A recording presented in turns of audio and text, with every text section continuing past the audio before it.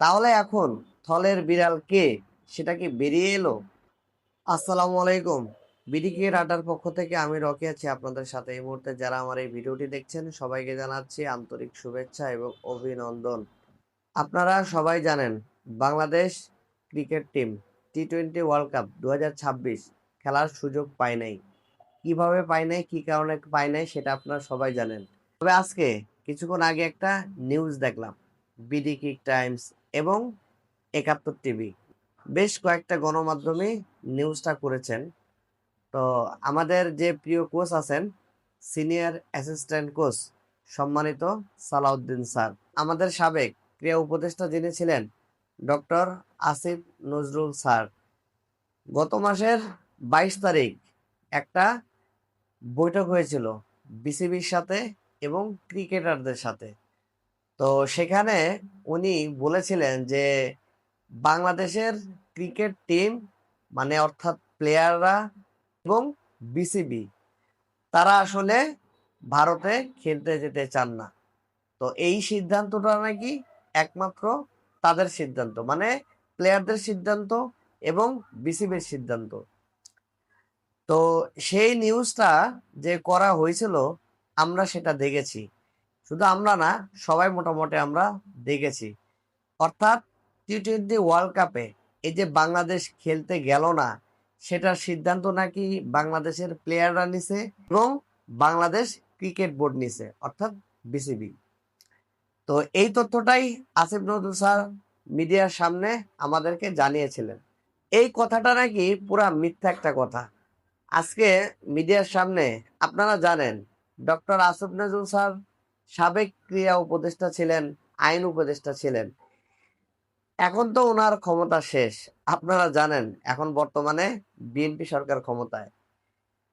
একটা কথা আছে না ভাই, ক্ষমতায় যতদিন থাকে ততদিন তার এগেনস্টে সমালোচনা হয় না, খুব কম হয়। যখনই ক্ষমতার থেকে নামে তখনই কিন্তু সমালোচনা শুরু হয়। আমার মনে হয় ডক্টর আসিফ নজরুল স্যারের এইটাই মনে হয় সমালোচনা শুরু। আমাদের বাংলাদেশ ক্রিকেট টিমের senior assistant coach Salauddin sir উনি বলেছেন, আমি উনার কথাটাই আমি বলতেছি, কোট আনকোট, উনি মিডিয়ার সামনে যেভাবে বলেছেন আমি সেভাবে আপনাদের সামনে বলতেছি। উনি বলেছেন যে ডাক্তার আসিফ নজরুল স্যার একজন ঢাকা ইউনিভার্সিটির আইনের অধ্যাপক, একজন টিচার। উনি কিভাবে এই মিথ্যা কথাটা বলতে পারলেন যে এটা নাকি প্লেয়ারদের সিদ্ধান্ত এবং এটা নাকি বিসিবির সিদ্ধান্ত? আপনারা হয়তোবা এখনো বুঝতে পারতেছেন না যে ঘটনাটা আসলে কি ঘটেছে। দেখেন, ওই সময় আপনারা জানেন ডক্টর আসিফ নজরুল স্যার একটা স্ট্যাটাস দিয়েছিলেন, গোলামের দিন শেষ। তো ওই স্ট্যাটাসটা দেখার পরে আমরা যারা ক্রিকেট প্রেমী আছি, বাংলাদেশের যারা নাগরিক আছেন এবং প্রবাসী যারা ভাইরা আছেন, প্রত্যেকেই আসিফ নজরুল স্যারের আমরা প্রশংসা করেছি। রাইট? আপনি কথাটা একটু মিলিয়ে নেন। এবং ডাক্তার আসিফ নজরুল স্যারের স্ট্যাটাসকে কেন্দ্র করে সেটাকে বিসিসিআই বা আইসিসি ভালোভাবে নেন নাই, নেগেটিভ ভাবে বিষয়টা নিয়েছেন। আপনারা জানেন মুস্তাফিজকে কিভাবে বাদ দেওয়া হয়েছিল, সেটাকে কেন্দ্র করে একটা প্রতিবাদ জানানো হয়েছিল বাংলাদেশের ক্রীড়া উপদেষ্টার পক্ষ থেকে।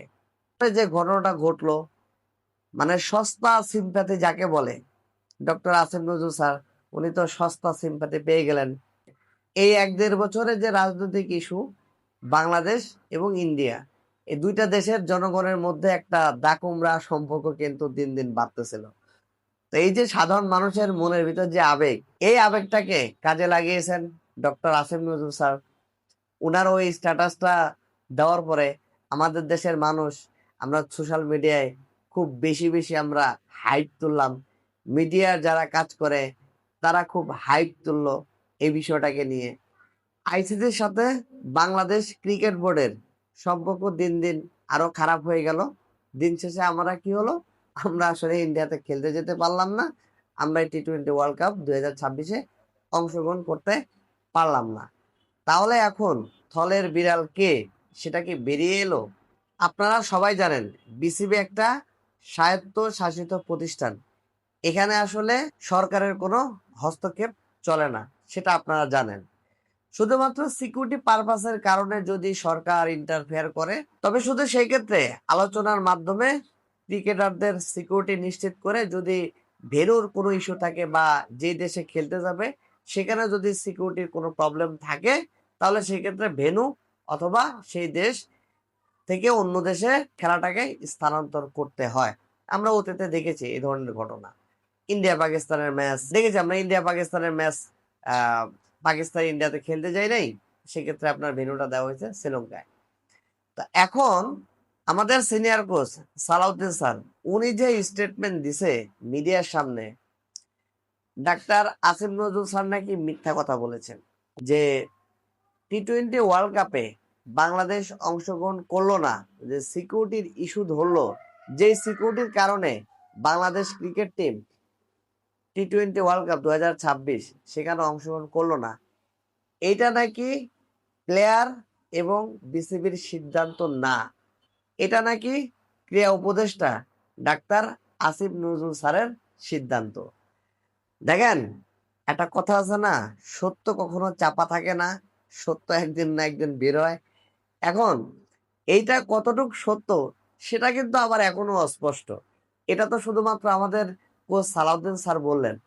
এখন প্লেয়ারদের হয়তো বা দু একদিন পরে আমরা জানতে পারবো, প্লেয়াররা আস্তে আস্তে মুখ খুলবে। এরপরে কয়েকদিন পরে দেখা যাবে বিসিবির কোনো পরিচালকও মুখ খুলতেছে। আসলে ওই সময় ঘটনাটা কি ঘটেছিল, ক্রীড়া উপদেষ্টা ডাক্তার আসিফ নজরুল স্যারের সাথে বিসিবির কি বৈঠক হয়েছিল, প্লেয়ারদের সাথে কি বৈঠক হয়েছিল, প্লেয়াররা কি বলেছিল, বিসিবি কি বলেছিল, এবং ক্রীড়া উপদেষ্টা ডাক্তার আসিফ নজরুল স্যার উনি কে বলেছিলেন, আমরা কিন্তু জানি না। বিষয়টা কিন্তু ধোঁয়াশা। এই এখন আস্তে আস্তে কথাগুলো বের হচ্ছে। আজকে যেমন সালাউদ্দিন স্যার মুখ খুলেছেন, কালকে আরেকজন মুখ খুলবে, পরশুদিন আরেকজন মুখ খুলবে। তবে আমরা চাই, কি ঘটনা ঘটেছিল, কি আলোচনা হয়েছিল, কি কারণে বাংলাদেশ ক্রিকেট খেলতে যেতে পারলো না, আইসিসির সাথে কি বৈঠক হয়েছিল, আমরা যারা ক্রিকেট ফ্যান আছি বা বাংলাদেশের নাগরিক আছি, আমরা বিষয়টা একটু ক্লিয়ার জানতে চাই। দেখা যাক আর কি কি সত্য লুকানো আছে এই ঘটনার পেছনে, সেটা আমরা জানতে চাই, দেখতে চাই। দেখা যাক আর কি কি সত্য লুকানো আছে এই ঘটনার পিছনে। তো সবাই ভালো থাকবেন। বিডি ক্রিকেট আড্ডার পক্ষ থেকে আমি রকি আজকে বিদায় নিচ্ছি। আল্লাহ হাফেজ।